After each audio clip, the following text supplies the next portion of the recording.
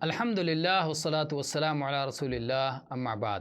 ابو ہریرہ رضی اللہ عنہ سے مروی ہے کہ انہوں نے رسول اکرم صلی اللہ علیہ وآلہ وسلم سے سوال پوچھا کہ اے اللہ کے نبی، قیامت کے دن آپ کی شفاعت پانے کا حقدار سب سے زیادہ کون خوش نصیب ہوگا؟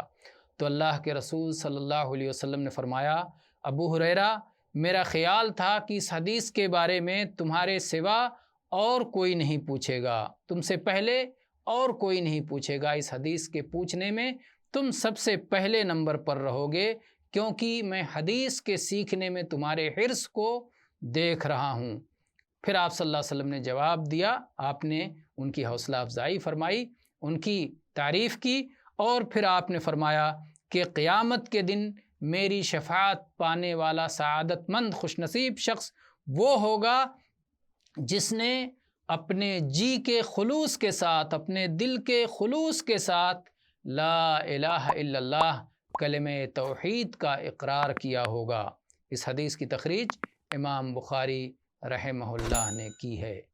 واللہ اعلم والحمد للہ رب العالمین۔